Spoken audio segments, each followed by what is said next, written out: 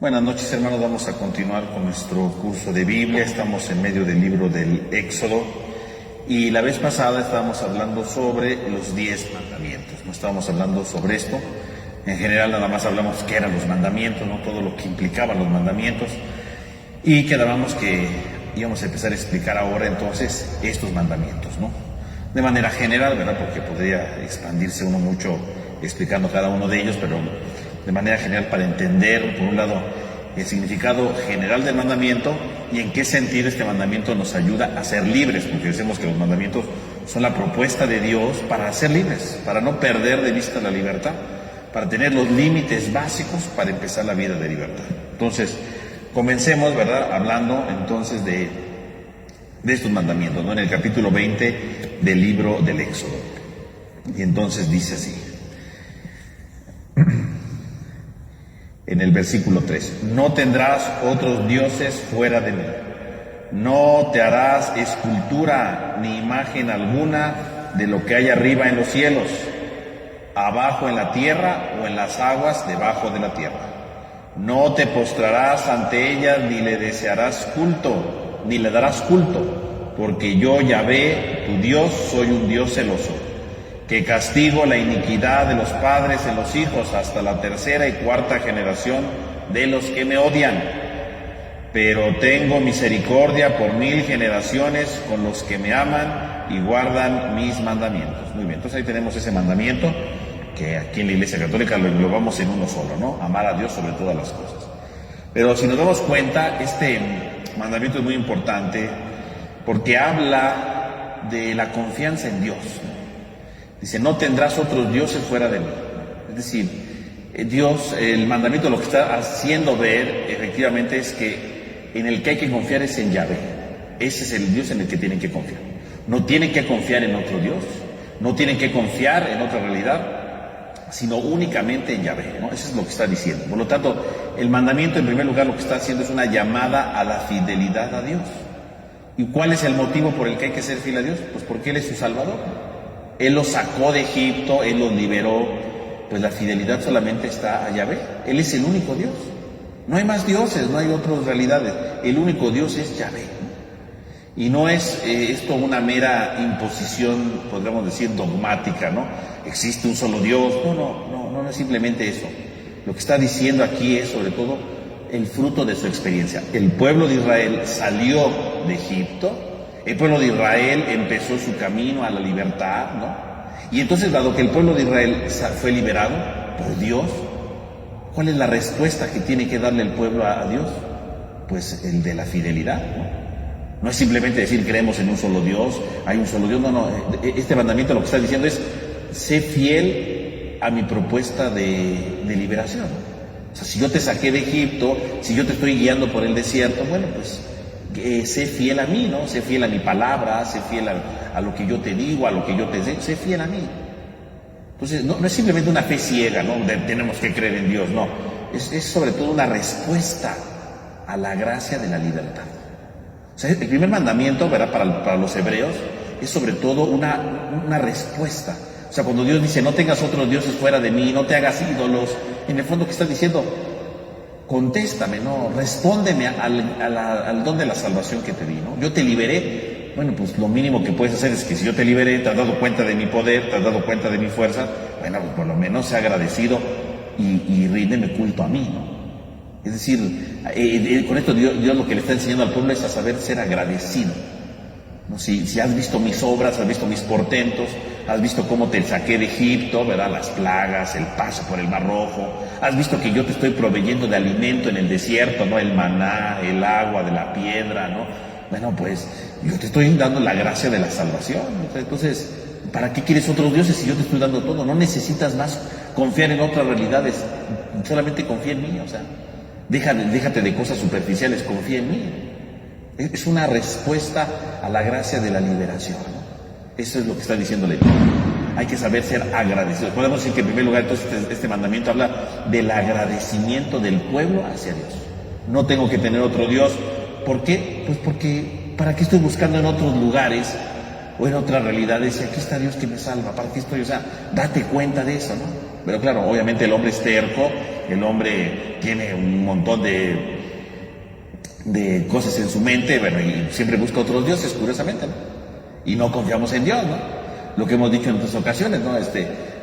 Confiar en Dios pues implica, por ejemplo, confiar en su providencia, ¿no? Dios es providente y Dios nos cuida, ¿no? Lo dice Jesús en el Evangelio, ¿no? En el capítulo 6 de San Mateo, ¿no? Miren, las aves, ¿verdad? No tejen ni hilan, y sin embargo, vean todo lo que hacen. Las flores, ¿verdad? Qué bellas son y no hacen nada. O sea, Dios las cuida, Dios les da todo. Dice, si a ellas les da todo, ¿qué no nos dará a nosotros? O sea, es la confianza en Dios, el agradecimiento a Dios. ¿Qué necesitamos estar buscando otras cosas si todo lo tenemos en Dios? El problema es que a veces no confiamos en Dios, ¿no? Como no lo vemos, como no hay algo tangible con el que yo lo pueda manipular, entonces buscamos otras cosas que sí podamos manipular, ¿no? Ese es el problema de fondo, ¿no? No confiamos en Dios. O sea, el primer mandamiento es una respuesta a Dios, ¿no? O sea, confía en mí, o sea, date cuenta. Si quieres ser libre, confía en mí, porque cuando empieces a confiar en otras cosas, ya no vas a ser libre. Vas a ser esclavo de esas realidades, ¿no? Vas a ser esclavo de esos ídolos, pero no vas a ser libre. Si quieres ser libre, confía en mí. Cuando tú empieces a confiar en otras cosas, que no soy yo, tú mismo vas a volver a caer en la esclavitud. O sea, Dios busca la libertad, porque esto no es solamente un egoísmo o un egocentrismo de Dios, ¿no? Yo soy el verdadero Dios, ¿verdad? Tienen que venir conmigo, ¿verdad? No. En el fondo es Dios, yo te salvé, ya te di los signos, bueno, confía en mí de verdad. Responde confiando en mí, sé fiel a mí, porque en la medida que seas fiel a mí vas a ser libre. En la medida que busques otros dioses, en la medida que busques otras seguridades, vas a empezarte a esclavizar a esas seguridades y no vas a ser libre. En cambio, si confías en mí, vas a ser libre. Qué curioso, ¿no? Pero eso no lo creemos, ¿no? Creemos que si buscamos otra realidad no vamos a ser libres, cuando en realidad no, al final nos esclaviza, ¿no? Pero Dios con el primer mandamiento lo que está invitando entonces es precisamente a que confiemos en Él, porque Él es el sustento de la verdadera libertad, ¿no? Confiar en Dios porque Él es el que sostiene nuestra libertad. Y acompañado de esto va del mandato de no hacer ídolos, ¿verdad? La ruptura con los ídolos, no construir imágenes de arriba, de abajo y de las aguas inferiores, ¿no? Es decir, de toda la creación, ¿no? O sea, Dios le dice, no hagas ídolos de ninguna otra cosa en este mundo, ¿no? Ni de arriba, ¿verdad? De las aves, ¿verdad? Que vuelan, ¿no? Ni de aquí abajo, ¿verdad? De los animales, no, nada. Ni de abajo de las aguas inferiores, ¿no? O sea, de nada, tú no hagas imágenes de nada, ¿no? Es decir, no confíes en la creación, no sustituyas a Dios por algo creado. Es lo que está diciendo. O sea, la idea de no construir ídolos, lo que Dios está diciendo es, no confíes o no pongas tus seguridades en los ídolos. Y curiosamente dice, ¿ídolos de qué? De arriba, de la tierra y de abajo de la tierra, o sea, de la creación, decíamos, ¿no? De toda la creación. No hagas ídolos de la creación. O sea, en el fondo, ¿qué está diciendo? No estés confiando en la creación. O sea, el verdadero ídolo, ¿cuál es? Las cosas creadas, ¿no? Ese es el verdadero ídolo. En el fondo, si lo pensamos bien, lo que Dios está prohibiendo es no hacer imágenes de las cosas creadas. ¿Pero en qué sentido? No porque sea pecado, porque construyeron una estatua de un pájaro, por ejemplo. Ese no es el pecado. El problema es que yo crea que esa estatua o que esa cosa o que esa realidad me da una seguridad, ¿no? Y que no necesito de Dios. Eso es un ídolo. A eso se refiere Dios con esto, ¿no? Que esto a veces se ha malinterpretado, ¿no? Porque dice, no hay que hacer imágenes de los santos y de la Virgen y de eso. Es que eso no está diciendo Dios. No está diciendo eso. Dios cuando dice que no hagamos imágenes de las cosas, ¿a qué está refiriéndose? No pongas tu confianza en ellos. Porque si tú haces una imagen, ¿qué significa? Que estás queriendo encerrar ahí tu seguridad. Estás queriendo encerrar ahí tu fortaleza. Estás queriendo enterrar ahí tu vida, tu subsistencia. No hagas imágenes. El que sostiene tu vida no son esas realidades. Soy yo el que sostengo tu vida. A eso se refiere. Entonces no se refiere aquí, esto es como un exceso, ¿no? De no construir imágenes, que si hay imágenes de la Virgen es malo, que si hay imágenes de los santos es malo. No, es una consecuencia secundaria, ¿no? Y que muchas veces lo utilizan algunos grupos pues para atacar a la Iglesia Católica. Pero en realidad no es eso el sentido del mandamiento. El sentido del mandamiento es no hacer ídolos de eso, porque alguien puede decir, yo no hago ídolos porque no tengo imágenes de la Virgen, ¿no? Ah, qué bonito. Pero dependo del dinero, ¿no? Y todo es el dinero. Pues tu ídolo es el dinero. Y no porque hagas una escultura del dinero, sino porque vives para el dinero. Vives apegado al dinero. Ya existe la imagen del dinero, porque en tu cabezota está, ¿qué cosa? El dinero. Y no vives sin dinero, y le das vuelta al dinero, y cómo le hago para sacar dinero, y cómo le hago para esto, y cómo le hago... Puro dinero, ¿no? Y pura, a ver cómo puedo sacar, y a ver cómo puedo sacar y ver, o sea, empezamos a encerrarnos en eso, mis hermanos. Eso se refiere a no hacer imágenes. O sea, no hacer imágenes no simplemente físicamente, también espiritualmente, ¿no? ¿Cómo puedo yo decir, esto es para mí, ¿no? Esto es lo básico para mí? Ese es el problema. Claro, hay que decir que hay excesos en las imágenes, ¿no? De los santos y de la Virgen, ¿no? Hay gente que confía más en la imagen de la Virgen que en Dios. Bueno, también ese es un exceso, está mal, ¿no? La imagen de la Virgen o de los santos nos ayudan para descubrir a Dios, ¿no? Nos ayudan para reconocer a Dios, nos ayudan para encontrarnos a Dios, ¿no? Eso tendrían que ser las imágenes. Medios para llegar a Dios, al verdadero Dios. No porque tengo la imagen de la Virgen significa, ay, aquí está la Virgen, entonces todo el poder aquí está y entonces yo puedo manipular a la Virgen a mi antojo y me tiene que hacer caso. No, eso sí cae en el mandato de lo que ya está diciendo Dios. Creer que la imagen de la Virgen es todopoderosa, ¿verdad? Y porque la tengo ya no va a pasar nada o va a hacer todo lo que yo diga. No, pues eso sí es idolatría, ¿no? Porque dice que no estoy entendiendo el valor de una imagen, ¿no? De hecho, las imágenes es algo muy valioso, ¿verdad? Para las culturas, sobre todo orientales, ¿no? Incluso esto de que no hacer imágenes, no crean que es de nuestros tiempos, porque algunos dicen, es que no hay que hacer imágenes, que no, esto de las imágenes ya había pasado desde hace mucho tiempo, ¿eh? En los orígenes de la iglesia, ¿verdad? Hubo, ¿verdad? Los inicios de la iglesia, hacia el siglo VII más o menos, hubo una controversia precisamente que se llama la controversia iconoclasta, que era precisamente sobre no hacer imágenes de Cristo. Y ahí empezó todo el problema, ¿no? Y hubo un santo, ¿verdad? San Juan Damasceno, que defendió la enseñanza, podemos decir, de las imágenes. Y San Juan Damasceno decía, es que cuando tú representas la imagen, no es que está ahí encerrado Dios, dice, eso no es cierto. La imagen es una ayuda para encontrarnos con Dios, representa la realidad de la eternidad. Entonces cuando yo veo una imagen de la Virgen, de Cristo, del Santo, ¿qué estoy diciendo? O sea, no, aquí está Dios, no. Esta imagen me ayuda a encontrarme con Dios. Es eso. Y esto pues ya lo dijo San Juan Damasceno desde hace muchos siglos. O sea, esto que hoy los hermanos, ¿verdad?, de algunos grupos religiosos nos dicen y lo presentan como la novedad, bueno, pues no son tan novedosos. Ya desde hace siglos hubo toda una controversia de las imágenes, incluso hubo un concilio, ¿verdad?, el concilio de Nicea II, que se convocó justamente para, bueno, entre muchas cosas que se aclararon, una de las cosas que se aclararon fue el tema de las imágenes, ¿no? Y ahí se resolvió el tema de las imágenes. Y ahí está la doctrina de las imágenes en la iglesia, desde el concilio de Nicea II. O sea que no vaya a decir, que luego llegan diciendo, mire, le voy a revelar la verdad, ¿no? No, usted no me está revelando nada, usted está solamente diciendo lo que hace siglos dijeron, ¿no? O sea, y que se arregló hace siglos y que ahora lo quieren retomar malinterpretando las cosas, ¿no? Entonces, las imágenes no son malas, no está prohibiendo Dios las imágenes. Incluso, si ustedes leen el mismo libro del Éxodo más adelante, el mismo libro dice, ¿no? Cuando van a construir el arca de la alianza, dice Dios que hagan la estatua de 2 ángeles. Y uno dirá, bueno, aquí está diciendo que no hagan ídolos, ¿verdad?, que no hagan ninguna imagen, y luego Dios mismo manda que hagan la imagen de los ángeles. Sí, porque Dios no está diciendo que no hagamos imágenes, que no quieras encerrar tu seguridad en esa imagen, ¿no? Es lo que está diciendo.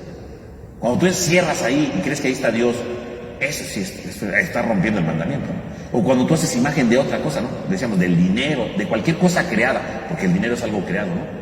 Y te aferras a eso pensando que esa es tu seguridad y tu seguridad no es Dios, eso se le llama idolatría. Y eso es lo que está condenando Dios. No está condenando entonces las imágenes. Eso es una manera muy simplona de reducir el mandamiento, ¿no? Porque entonces alguien dirá, yo no tengo imágenes, pero soy un idólatra porque dependo del dinero. El dinero es mi Dios. O dependo de la belleza, ¿verdad? La belleza, me tengo que ver muy bien, porque si no, hay gente que es idólatra de su belleza, ¿no? O idólatra del consumismo, ¿no? Hoy día que está tan de moda, ¿verdad? Comprar por comprar sin ningún sentido, sin ningún valor, sin encontrar nada. Y comprar por comprar nada más. Eso es idolatría. Y a lo mejor puede decir, no tengo ninguna imagen de la Virgen, respeto el mandamiento.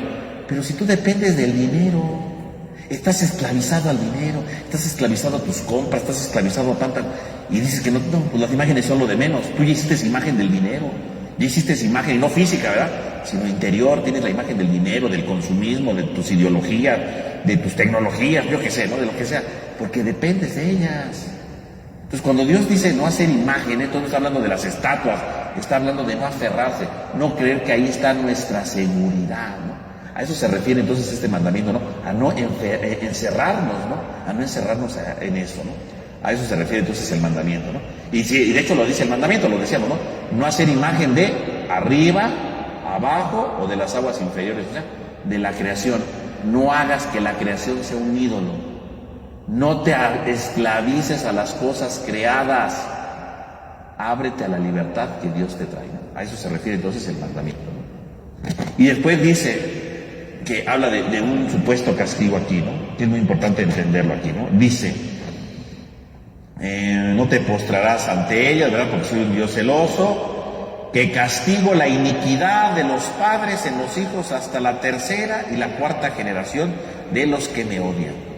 Entonces aquí habla de un castigo de la tercera y cuarta generación. Pero fíjense bien, de primer lugar, ¿castigo contra quién? Contra la iniquidad de los padres. La iniquidad. Es decir, si tú por la idolatría haces algo malo, entonces va a castigar. No castiga por la imagen, porque no dice que castigo a los que hacen imágenes. No dice que castigo que castigo a la iniquidad de los padres. Entonces habla aquí de un cierto castigo, sí, pero ¿contra quién va el castigo? Contra la iniquidad de los padres. La iniquidad. ¿Y qué es la iniquidad? La maldad. Si yo, por ejemplo, por el dinero le quito el sustento a alguien, eso es una iniquidad, ¿no?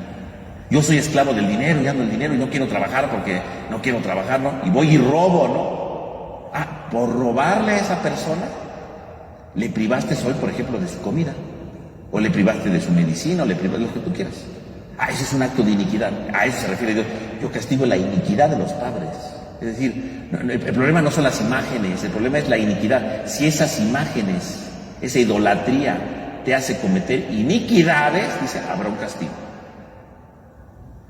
Y aquí algo muy curioso, porque ustedes se dan cuenta, habla de un castigo, dice, de la tercera hasta la cuarta generación, pero tengo misericordia hasta 1000 generaciones. De entrada, si nos damos cuenta, si hablamos del pensamiento del Antiguo Testamento, bueno, habría un castigo de la tercera o de la cuarta generación. En cambio, la bendición se va hasta la 1000ª generación. Entonces, para empezar, hay una gran diferencia, ¿no? Y ahora yo no podría decir, ¿y por qué la generación, no? ¿Por qué hay un castigo para la tercera y cuarta? ¿Qué culpa tiene la tercera y la cuarta generación? Bueno, pues ciertamente no tiene ninguna culpa, ¿no? Van a decir, los nietos, ¿qué culpa tienen de lo que hicieron los papás? Bueno, lo que pasa es que en aquel tiempo existía una idea, ¿verdad? Una doctrina que se llamaba de la retribución. Existía eso de la retribución. ¿Qué cosa es la retribución? La doctrina de la retribución es una cosa, pero es una idea que tenían los judíos y que durante hasta la época de Jesús seguía esa idea, en la que decía que los descendientes pagaban lo que habían hecho los papás, ¿no? Eso es lo que decían. Era una idea muy extendida, ¿no? Que pagaban las culpas de sus padres, ¿no? Incluso el profeta Ezequiel está en contra de esto, ¿no? Y dice, los padres masticaron piedras, pero los hijos se rompieron los dientes, ¿no? Pues eso no tiene sentido. Entonces, como diciendo, es que no, Dios es justo con el que hace las cosas, no con los descendientes. No le eches la culpa a tus descendientes.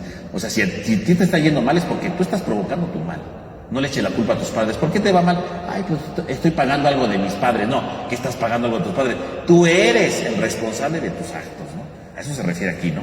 Entonces, esto de las generaciones es una doctrina muy, muy extendida, ¿no? Incluso, si ustedes lo recuerdan, y lo leen en el Evangelio de San Juan, en capítulo 9, ¿no? En el Evangelio de Juan, capítulo 9, encontramos nosotros el pasaje del ciego de nacimiento, ¿no? Y en este pasaje del ciego de nacimiento, ¿verdad? Cuando un hombre que nació ciego, por eso es un ciego de nacimiento, no veía porque nació ciego, los apóstoles le preguntan a Jesús, ¿quién pecó? ¿Pecó él o sus padres? Fíjense, pecó él o sus padres. Es decir, si este niño nació ciego, ¿por qué nació ciego? Nació ciego seguramente o porque él pecó en el vientre de su madre. Vaya usted a saber cómo puede pecar alguien en el vientre de la madre, un misterio, pero bueno, ellos pensaban eso. O sus padres, entonces, como diciendo, como sus padres pecaron, el hijo nació ciego. Dios los castigó y nació su hijo ciego por el pecado de sus padres, ¿no? Porque esa es la idea que existía. Eso se llama doctrina de la retribución. Y el mandamiento aquí, como lo dice el libro del Éxodo, tiene esa idea, ¿no? De la retribución, ¿no? Los padres pecaron, los hijos también, y hasta la cuarta generación dicen. ¿Y por qué ¿cuál es el sustento de la cuarta generación? Porque Para la Biblia, ¿verdad? Para la Biblia, el pecado, ¿verdad? En aquel tiempo no solamente era de una persona, sino que era en grupo. Y entonces por eso se habla de las generaciones, porque lo que tú haces repercute en los demás, ¿no? Repercute en los demás. Es una idea que tenía, que en parte se lo piensa, en parte tiene razón, no en el sentido de que si tú pegaste van a castigar a tu hijo, no, eso no.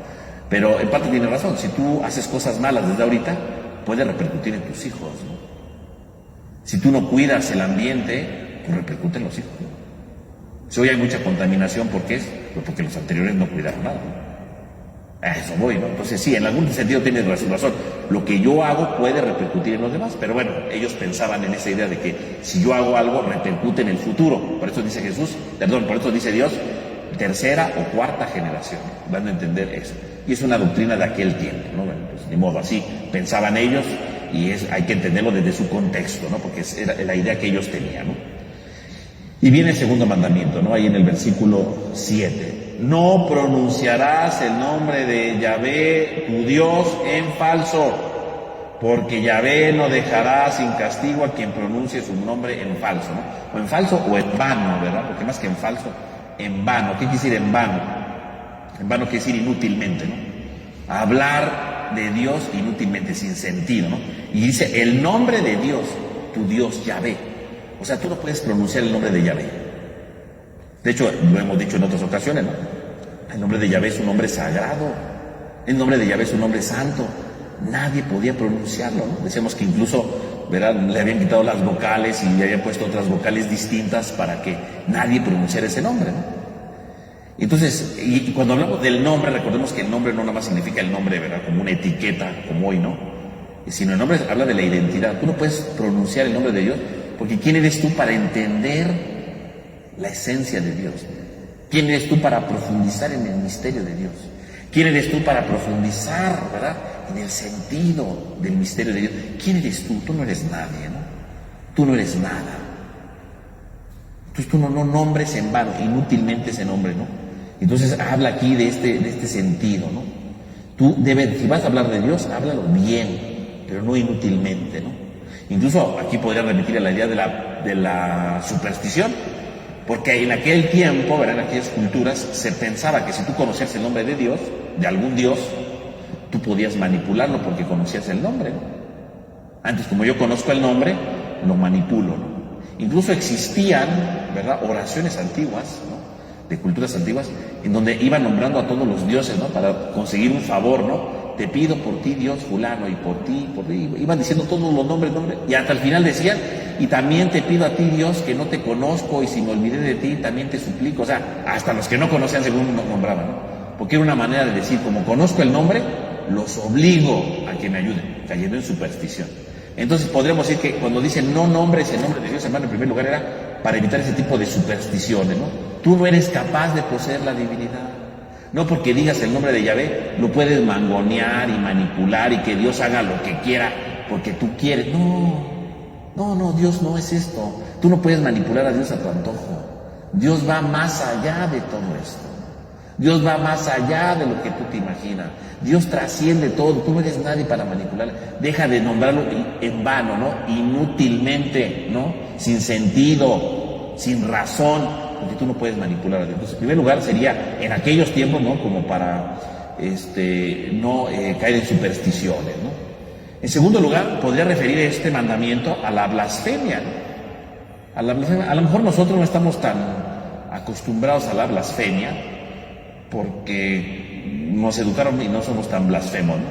Pero en otras culturas, ¿verdad?, de otros países más bien, ¿no?, en nuestros tiempos, ofenden a Dios, ¿no? Y dicen groserías en contra de Dios y de la Virgen, ¿no? Es muy común ofender, ¿no? Y son blasfemos.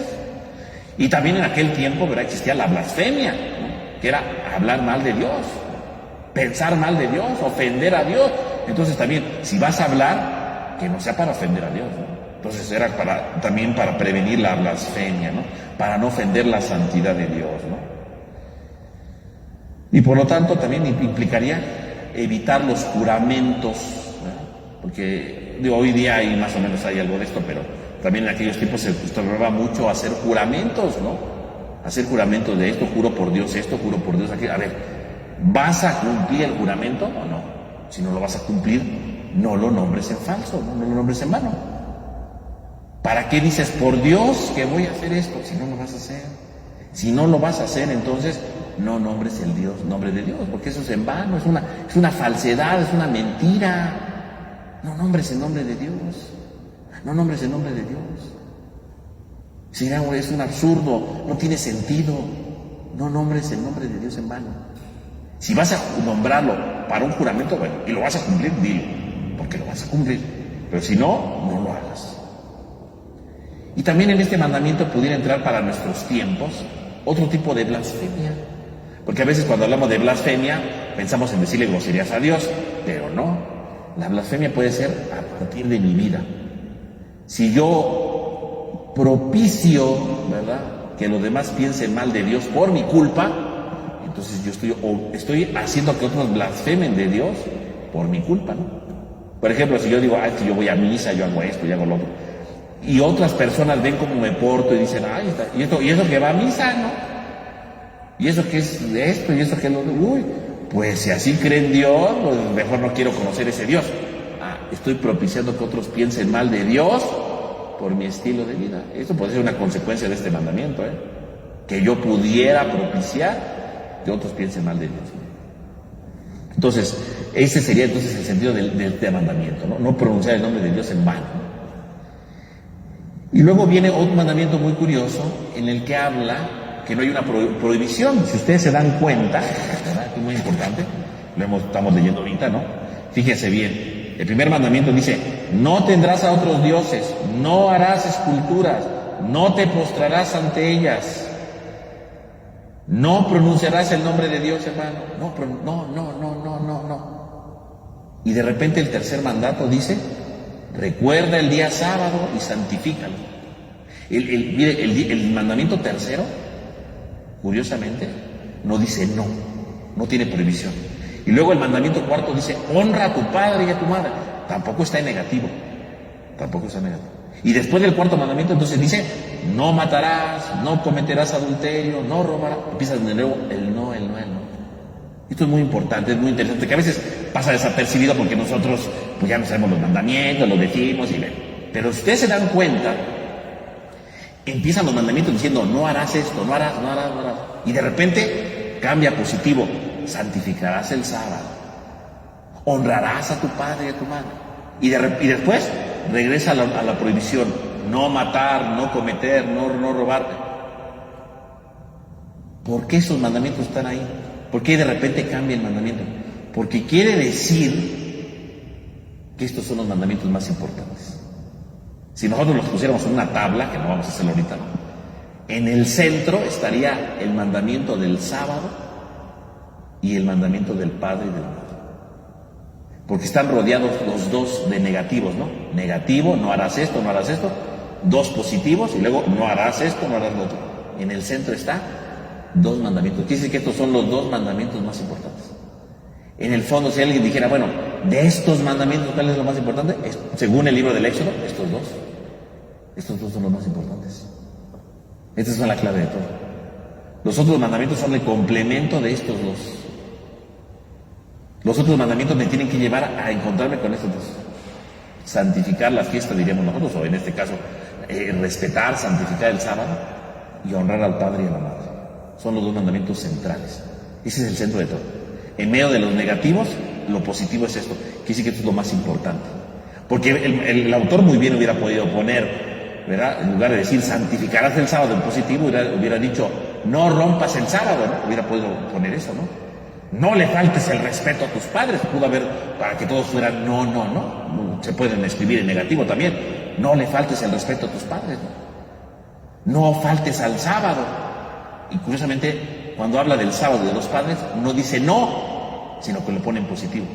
Y entonces ya estructuralmente, literariamente hablando, si está rompiendo el esquema en estos dos mandamientos y los otros no lo rompe, ¿por qué está rompiendo el esquema? Porque el autor indirectamente le está diciendo al lector, esto es lo más importante. Si tú cumples esto, lo demás se cumple. Por lo tanto, el tercero y el cuarto mandamiento serían los mandamientos claves. Eso es lo más importante. Esa es la razón de ser de los mandamientos. ¿Cuál es la razón de ser? Estos dos. Tercero y cuarto, diríamos nosotros, ¿no?, los católicos. Dice el tercero, recuerda el día sábado para santificarlo. 6 días trabajarás y harás todos tus trabajos, pero el séptimo es día del descanso en honor de Yahvé, tu Dios.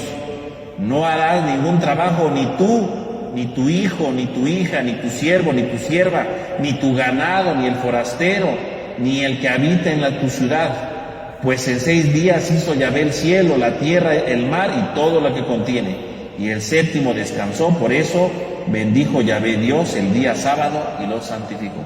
Pues aquí está hablando del sábado, ¿verdad? Del sábado. Entonces aquí habla de la observancia del sábado. Esto es muy importante. Acuérdense que para un judío es algo muy importante vivir el sábado. Incluso en la época de Jesús, ¿verdad? Muchas de las controversias que Jesús tuvo, ¿por qué fue? Porque no cumplía el sábado.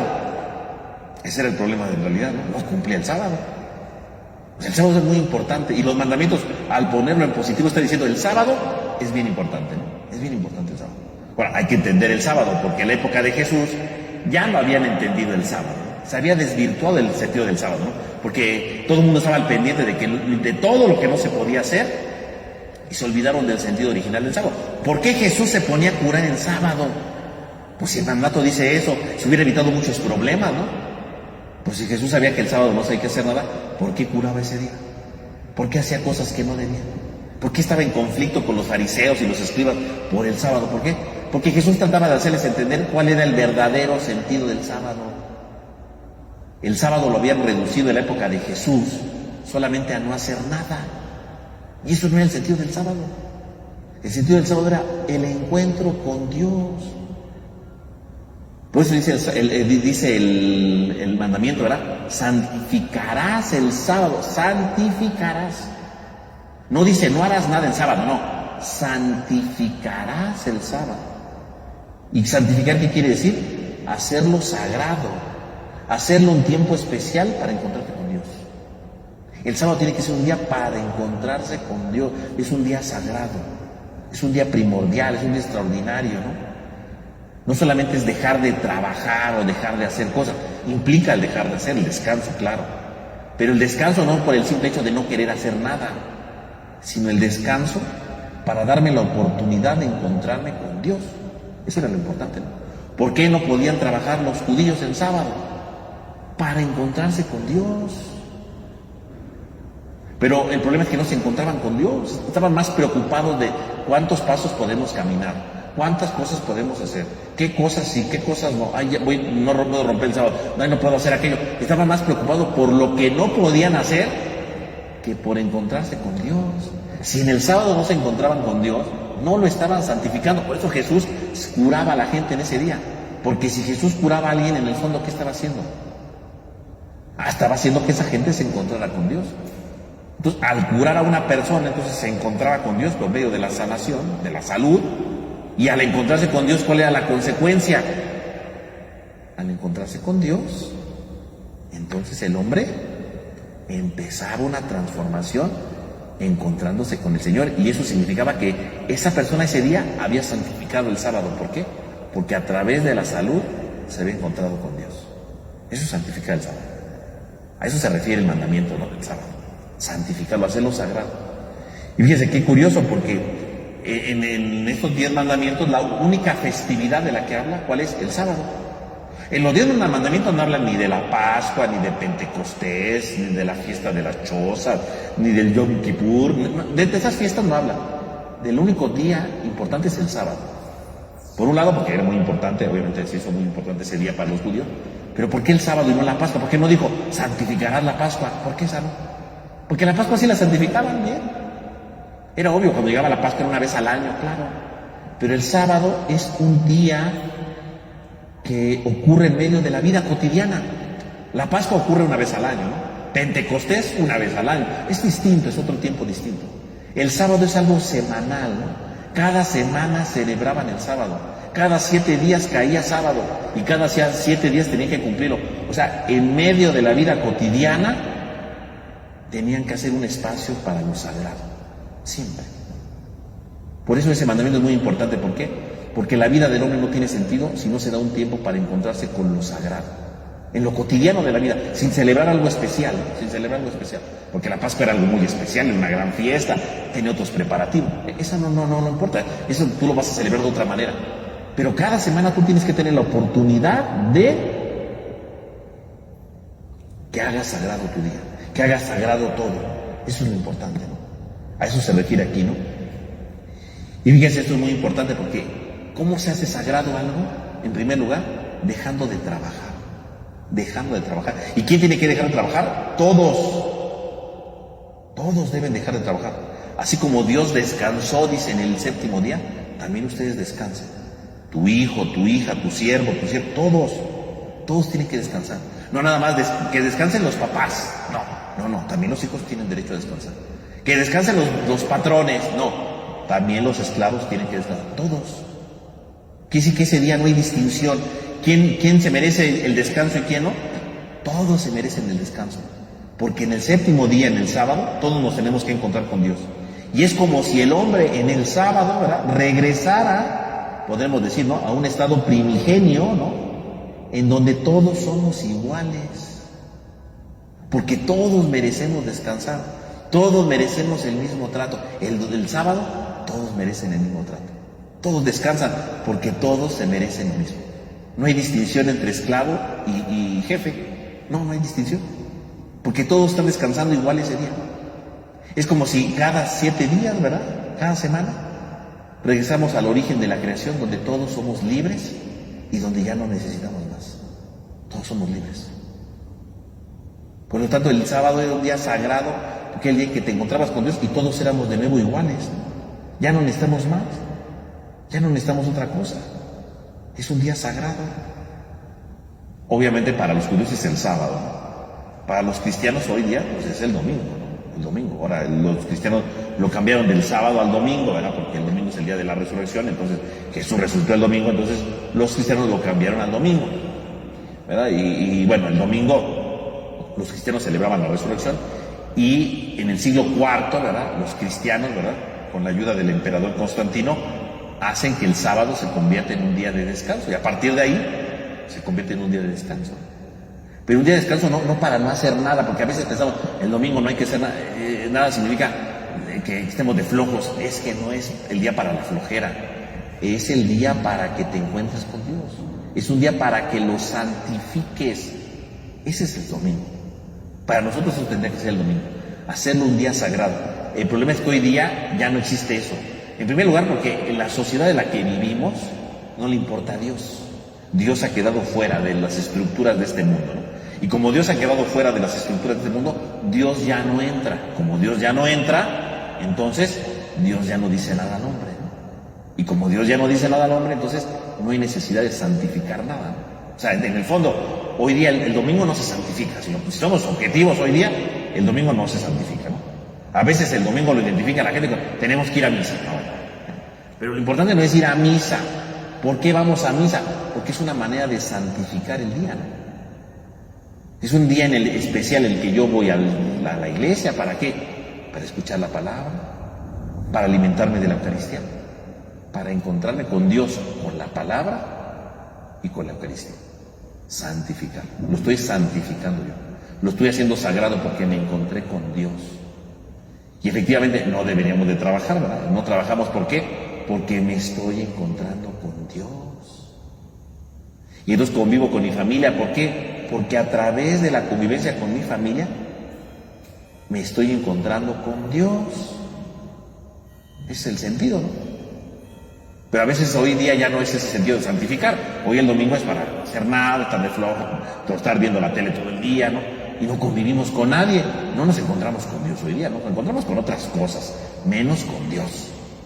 No digo que todos, algunos sí, ¿no? Pero hay gente que no se encuentra con Dios, ¿no? ¿Por qué no le interesa encontrarse con Dios? Porque Dios no existe en su vida, ¿no?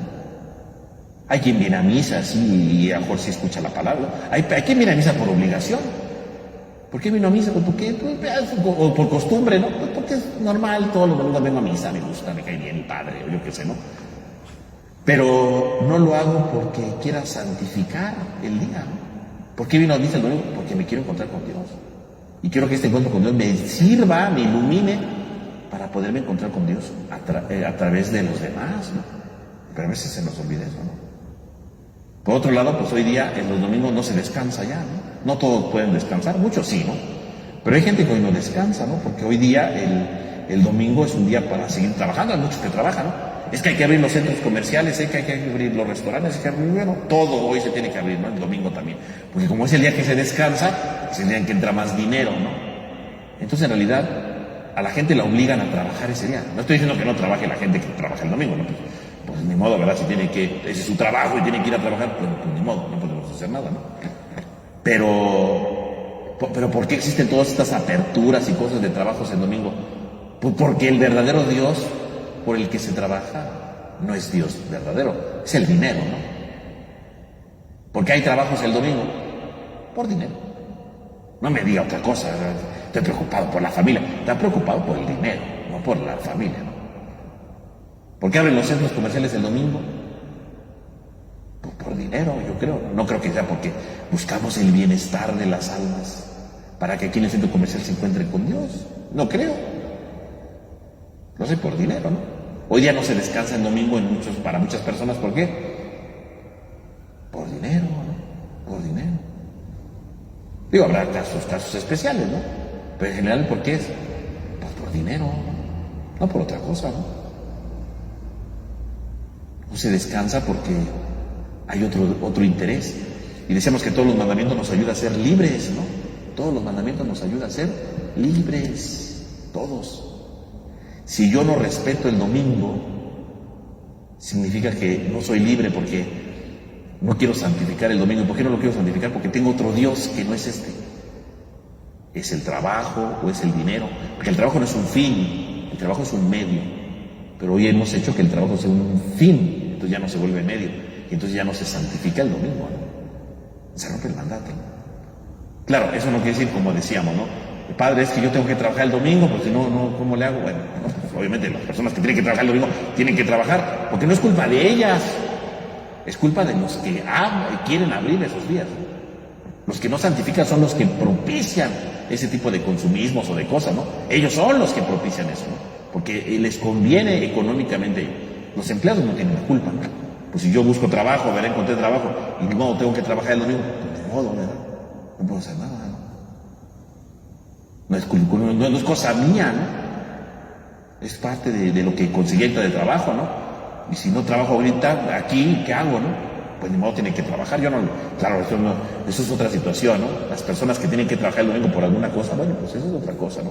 Ni modo, pues vaya y trabaje, ¿verdad? Pues no puede, su jefe abre el domingo y lo obliga a ir el domingo, pues ni modo, vaya el domingo, ¿no?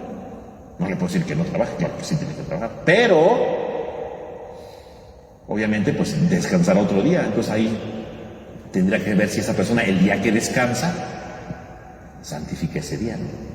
Ahí sí ya depende de la persona. Es que yo descanso los lunes. Bueno, pues a lo mejor pudiera santificar el lunes, ¿no?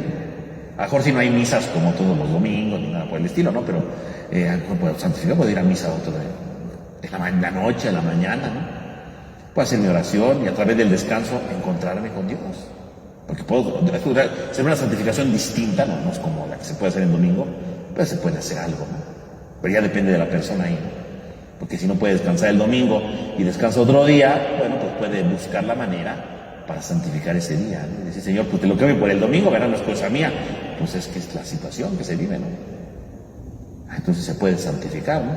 El chiste es santificar, es decir, que yo tengo un día especial para encontrarme con Dios.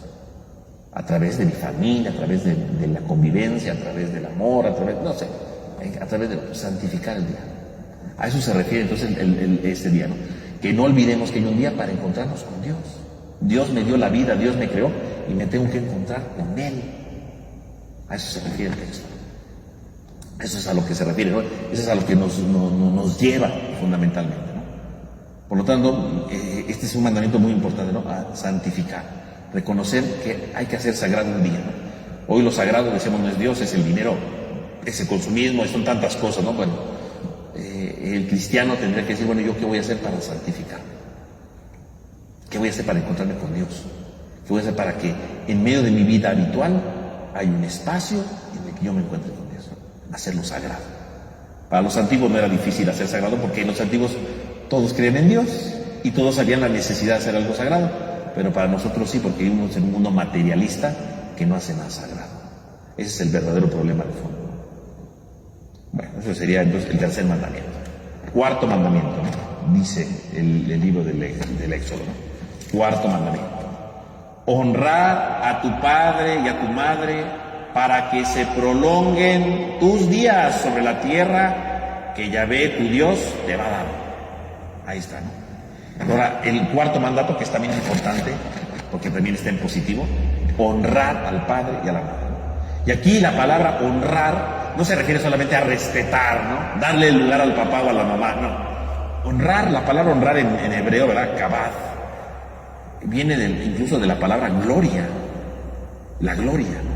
O sea, honrar a los padres es darle gloria a los padres, casi, casi. Y decíamos en alguna ocasión, ¿verdad?, que la palabra gloria se refiere a una idea de algo pesado, ¿no? De algo que cuenta, que está a la vista de todo, ¿no? Honrar a los padres significa darles el peso debido a los padres. Honrar a los padres significa ponerlos no ponerlos, más bien, que ellos estén a mi vista siempre, porque son importantes en mi vida, ¿no? Porque son primordiales en mi vida. Eso es honrar, ¿no? Si la palabra honrar significaría, ¿verdad?, algo que está a la vista de todos, significa que yo honro a mis padres porque ellos están siempre en mi vista. No puedo perder la vista de mis padres. Eso es honrar. Honrarlos no solamente que los respete, que les dé una llamadita, no. Honrarlos significa que para mí son importantes, ¿no? No quiere decir que no hagan mis actividades, no, que estoy al día viéndolos, pues no, tampoco, ¿no? Pero que no los pierdo de vista, ¿no? Que los debo de apoyar, que los debo de ayudar en la medida de mis posibilidades, ¿no? A eso se refiere honrar a los padres, ¿no? Y por lo tanto reconocer el valor de los padres, ¿no? Y por lo tanto, respetar a los padres significa respetar que ellos son los transmisores de la vida. Si yo tengo vida, es gracias a ellos, ¿no? Hoy en día está muy de moda, ¿verdad?, no tener hijos, ¿no? Incluso alguna ocasión yo leí ahí a alguien un comentario, no aquí de la página de la parroquia, de otra página, ¿no?, donde decía que él se iba a cuidar mucho para no tener ningún engendro destructivo en su vida, ¿no?, refiriéndose a un hijo, ¿no? Y yo dije, bueno, pues si un hijo es un engendro destructivo, pues él fue en su momento para sus padres un engendro destructivo, y yo creo que sus papás jamás lo trataron así, ¿no? Pero en el fondo decir que los hijos son engendros destructivos, ¿qué significa? Que no valoramos el valor de un padre, ¿no?, ni el valor de la vida. O sea, decir que un hijo es un destructivo porque destruye mi vida, carcome mi vida, me destruye mi vida, bueno, pues eso es una visión muy negativa, no solo de los hijos, sino también de la visión de los padres, ¿no? Si yo pienso eso, no voy a tener hijos porque un hijo me destruye, ¿qué está dando a entender? Pues yo destruí la vida de mis padres, ¿no? Y por lo tanto, en la vida, lo que hicieron mis padres por mí no importa, ¿no? Lo hicieron porque quisieron que yo destruyera sus vidas, pero yo no quiero que me la destruya nadie, ¿no?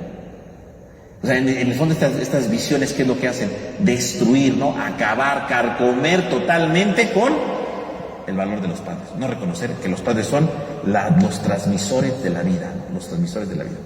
Y fíjese, dice el mandamiento, ¿no? Dice el mandamiento, las consecuencias del mandamiento. Dice, honrarás a tu padre, ¿no?, tu padre de ti, ¿no?, y a tu madre, la tuya, para que se prolonguen tus días, fíjense, tus días, sobre toda la tierra que Yahvé, tu Dios, te va a dar.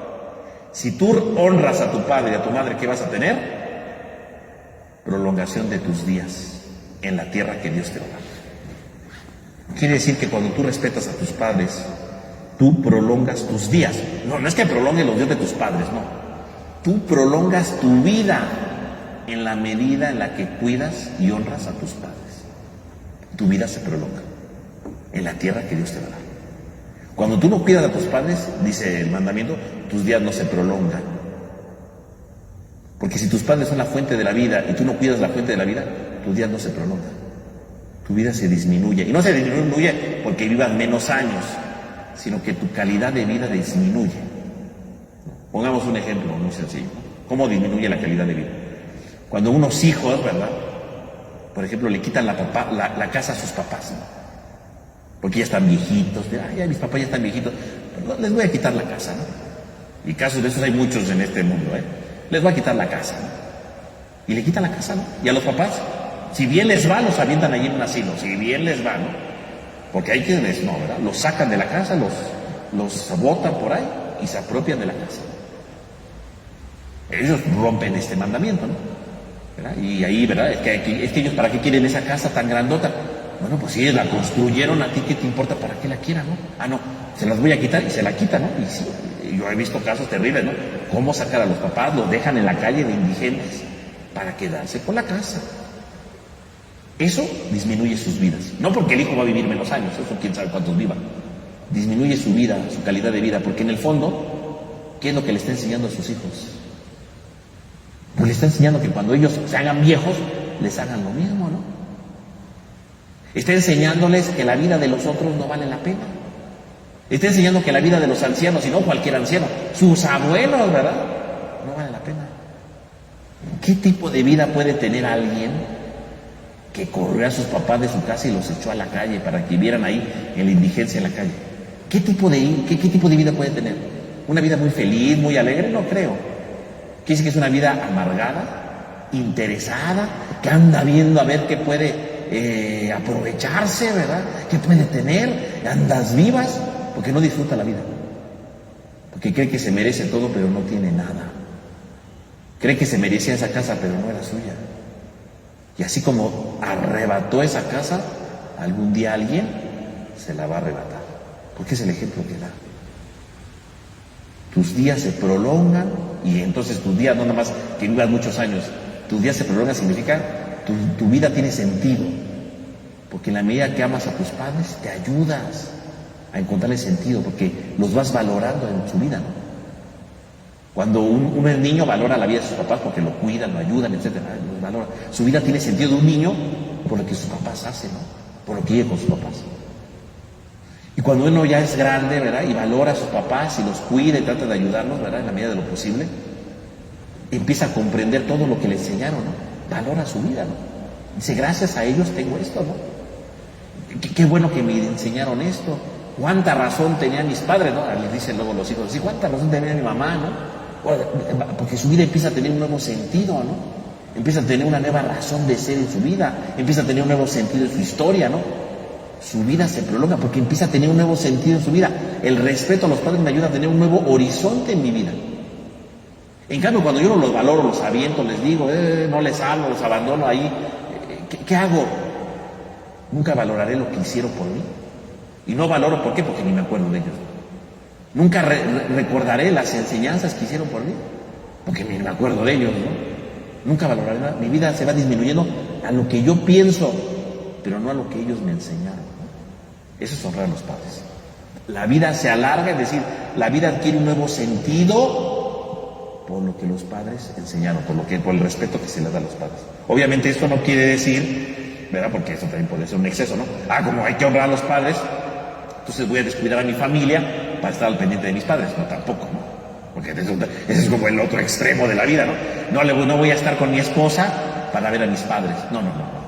Si tú te casaste, pues tienes que estar con tu esposa, tienes que estar con tus hijos, tienes que atenderlos a ellos, pero al mismo tiempo que los atiendes a ellos, tienes que darte siempre la oportunidad para velar por tus padres. ¿En qué puedo ayudarlos hoy? ¿En qué puedo servirlos hoy? ¿En qué puedo tenderle la mano hoy? No porque me voy a vivir con ellos o porque no salga de su casa, no. Mis padres tienen su vida y tienen que vivir su vida. Y yo tengo que estar, ¿verdad?, con mi esposa y con mis hijos, y yo tengo que estar con mi familia. Entonces, son mis primeras responsabilidades. Pero que ellos son mi primera responsabilidad, no tengo que olvidarlo. Como ellos son mi primera responsabilidad, mis padres me valen gorro. No. Tengo que estar al pendiente. ¿Y hoy qué necesitaron? ¿Por qué se enfermaron? ¿Qué vieron? Estar al pendiente. Nada más estar al pendiente, ¿no? Y respetarlos, ¿no? Honrarlos en ese sentido, ¿no? Sin descuidar aquello, porque entonces, de que es mucho amor a los padres y la esposa ahí botada, ¿no? Pues tampoco, esos son excesos que no, tampoco, ¿no? Porque a veces se aprovechan de ese mandamiento y dicen, honrarás a tu padre y a tu madre. Tienes que venirme a ver a mí, tú deja a tu esposa. No, tú miras. Si tú quieres vivir al pendiente de tus padres al 100%, está bien, pero entonces no te cases, ¿no? Porque destruyes la vida de tu esposa, tus hijos también, ¿no? Si tú le das tu lugar a tus papás, ¿verdad?, le enseñas a tu esposa y a tus hijos el valor que tienen para ti, dándole su lugar y dándole lugar a ellos, porque todos tienen su lugar. Y mi primera responsabilidad son mis hijos, claro. Y mi primera responsabilidad es mi esposa, mi esposo. Y está en segundo lugar mis padres. Tengo que cuidarlos, claro, en su lugar, en el que les corresponde. Nunca van a ocupar ellos el lugar de mi esposa ni de mis hijos, ¿no? Hay que saberlo, porque a veces caemos en exceso malinterpretando el mandamiento, así como hay excesos de voy a echar a mis papás de la casa, hay otros que voy a vivir con mis papás. No, hay que no caer en los excesos. Todo eso justo. Cada persona tiene un lugar en la vida. Si yo me casé, mi familia es lo primordial y tengo que atender a mis papás. Y a la luz de lo que cuiden mis papás, servirá de ejemplo para mis familias. Pero no puedo desatender a mi familia por mis papás tampoco, ¿no? Todo tiene su digo. Cada caso es distinto, cómo voy a cuidarlos, cómo voy a verlos, es de diferente manera según lo que voy viviendo. Pero hay que darle el lugar propicio, ¿no? El lugar total, ¿no? Si ustedes se dan cuenta, este mandamiento no está negativo como el anterior porque están unidos, ¿no?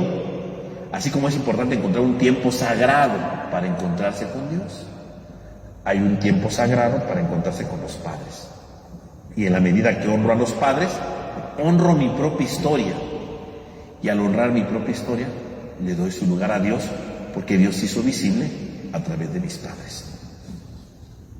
Cuando alguien no honra a sus padres, es esclavo de algo. Por ejemplo, el caso de la casa, ¿no? Si le quité la casa, ¿por qué no honré a mis padres? Porque soy esclavo de lo material, ¿no? Porque le quité eso. O soy esclavo de tal cosa, ¿no? O sea, cuando yo ni fumo a mis papás, no sé ni dónde vivan, no sé ni qué hagan, no tengo ni idea qué pasó en la casa, significa que tú eres esclavo de alguien. Porque si no tienes tiempo para saber lo que le pasa a tu mamá, a tu papá, significa que en tu corazón hay algo que te está atando y que no te deja ser libre. Y puede ser cualquier cosa, ¿no? Puede ser una persona, ¿no? No le sabes a tus papás. Esta persona te está esclavizando. Tienes que darle lugar a tus papás.